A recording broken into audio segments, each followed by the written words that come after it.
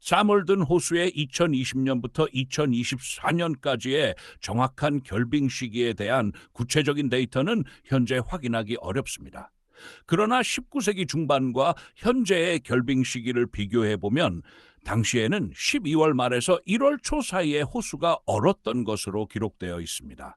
최근에는 지구 온난화로 인해 평균 기온이 상승하면서 호수의 결빙 시기가 늦어지거나 결빙 기간이 짧아지는 경향이 나타나고 있습니다. 한 예를 들어 2020년 12월의 콩코드, 매사추세츠 지역의 기온 데이터를 살펴보면 평균 기온이 0도를 웃도는 날이 많았으며 이는 호수의 결빙을 지연시키는 요인으로 작용했을 것으로 보입니다. 이러한 기온 상승 추세는 2020년부터 2024년까지 지속되었을 가능성이 높습니다. 산탄두 시기의 결빙 시기가 다른 주요 원인은 기후 변화입니다.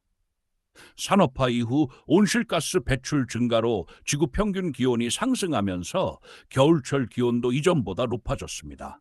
이로 인해 호수와 같은 수역의 결빙 시기가 늦어지고 결빙 기간도 짧아지는 현상이 관찰되고 있습니다.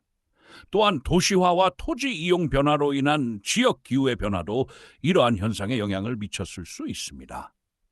사안에 따라서 19세기 중반과 비교하여 현재의 월든 호수 결빙 시기는 지구 온난화와 기후 변화로 인해 늦어지고 있으며 이는 전 세계적인 추세와 일치합니다.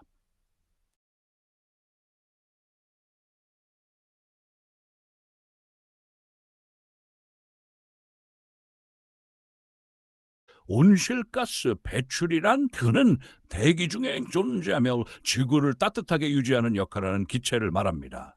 대표적인 온실가스의 CO2, 메탄, 아산화질소 H2요, 그리고 이거 인공적으로 만들어진 여불화탄소, 여명에 포함됩니다. 온실가스 배출은 인간 활동, 공장, 자동차 발전소 등과 자연 현상, 화산 폭발, 자연적인 생물 분해로 인해 대기 중으로 방출되는 온실가스를 뜻합니다.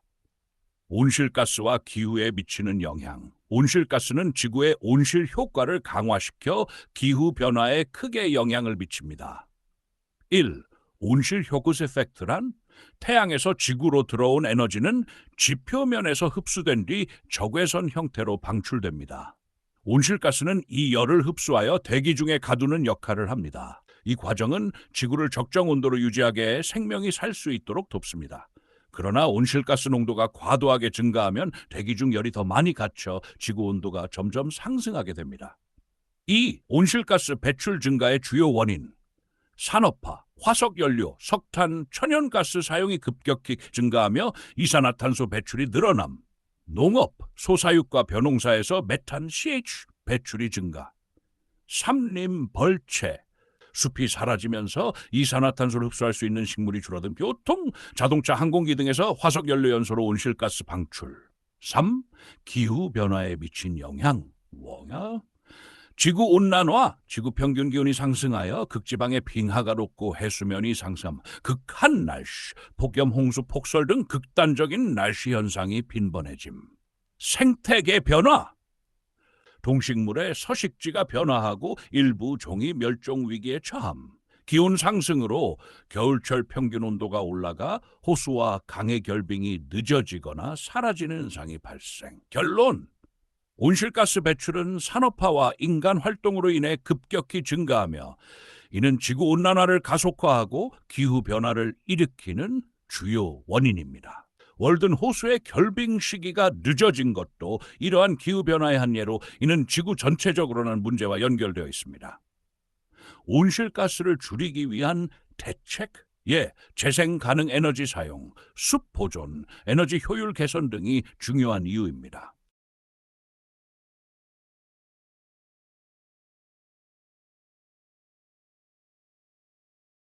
기후변화의 변화는 2025년 소로우가 월든을 쓴 1800년대 중반과 지금 25년 사이에는 기후가 눈에 띄게 변화해 왔습니다.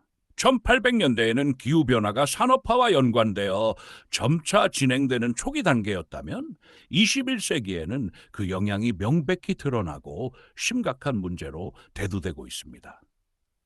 1. 1800년대 중반의 기후, 1800년대는 산업혁명의 초기 단계였습니다. 영국과 유럽을 중심으로 석탄을 연료로 사용하는 공장과 증기기관이 널리 보급되기 시작했습니다. 이 시기에 이산화탄소의 대기 중 농도는 약 8pm으로 산업화 이전의 수준과 비슷했습니다.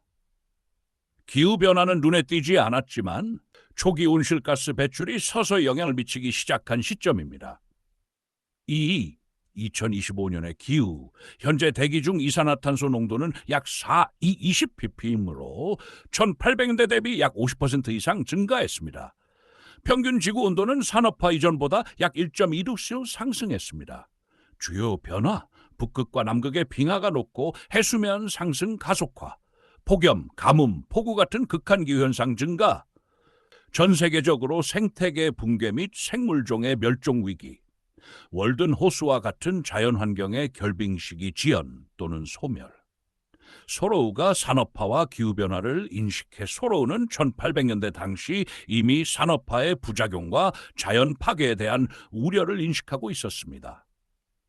기후변화라는 개념 자체는 과학적으로 정립되지 않았지만 그는 산업화가 자연과 인간의 관계를 파괴한다는 점을 명확히 비판했습니다. 1. 소로우의 자연관. 그는 자연을 단순히 자원의 공급원으로 보지 않았고 인간과 자연의 조화로운 관계를 강조했습니다. 월든 호수에서의 생활은 자연과 함께 검소하고 단순한 삶을 살아가야 한다는 그의 철학을 실천한 사례입니다. 2. 영국 산업화의 영향.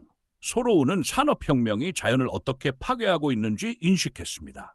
영국에서 시작된 산업혁명은 대량 생산과 석탄 연소를 통해 대기 오염과 산림 폐해를 겪고 이는 북미에도 영향을 미쳤습니다. 그는 기계화와 물질주의로 인해 인간이 자연과 멀어지는 것을 경고하며 자연 파괴가 장기적으로 인간에게 부정적인 영향을 미칠 것을 예견했습니다. 3. 쫙 기후변화에 대한 직관주의. 소로우는 오늘날과 같은 과학적 분석 도구가 없었기 때문에 온실 배출과 지구온난화의 메커니즘을 알지는 못했습니다. 그러나 그는 산업화 도시화로 인해 자연의 균형이 깨지고 있으며 이로 인해 생태계와 환경에 심각한 변화가 올 수 있다는 직관적 이해를 가지고 있었습니다. 결론. 소로우는 산업화와 물질주의가 자연과 인간의 조화로움만 파괴한다는 점을 명확히 인식했으며 이를 경고하고자 월든을 집필했습니다. 1800년대 당시에는 기후변화의 과학적 개념이 존재하지 않았지만 소로우의 자연에 대한 깊은 통찰은 오늘날 기후변화 문제에 대한 경고로도 해석될 수 있습니다. 그 이후 인간의 온실가스 배출은 급격히 증가했고 2025년에 이르러 지구는 그 영향으로 기후변화의 심각한 문제를 직면하게 되었습니다.